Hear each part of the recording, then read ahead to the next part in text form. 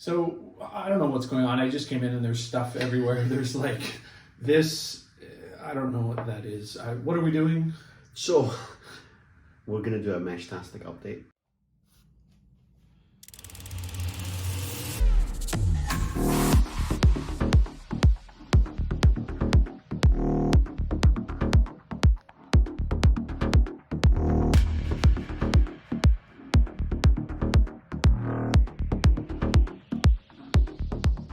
Wait, let me put some music on. No, let's not do that. Apologies, guys, for the music. We tried to run before we could walk. We won't do it again.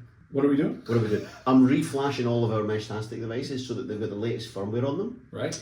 And we're going to reset as well. We were on long slow because we were looking for a bit of extra range between the houses. We're going to go back to long fast so that if anybody else wants to try and make contact, they can make contact with us. Like aliens? Aliens, absolutely. Anybody would like to make contact with us, then yeah, you'll find us. And so what we're going to do is we'll do this. I'm on the last one, and then we're going to go and do some range testing. Yeah, with the new thing. So I guess we should give you an update on the hardware because we started with these. Can you see that? No. There's much stuff here.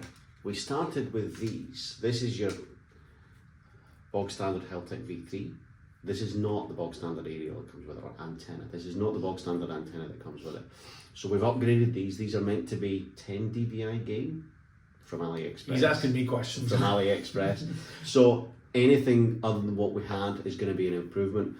And it has improved it because we can now connect between houses. Yes. But we're going to test these out in the field and see what actual range we get.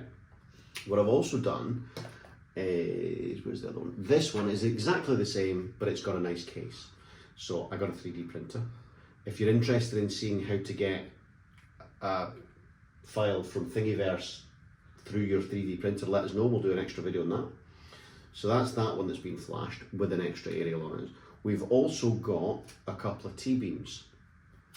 And again, case, printed, batteries, we're good.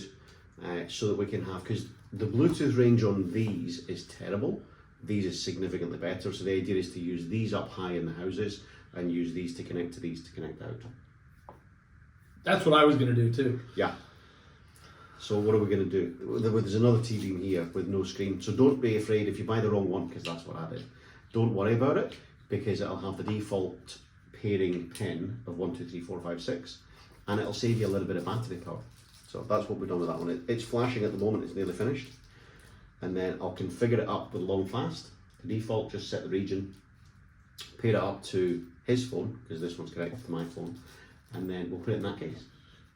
Sure. And then we'll get range test. Range test. Range test. Range test.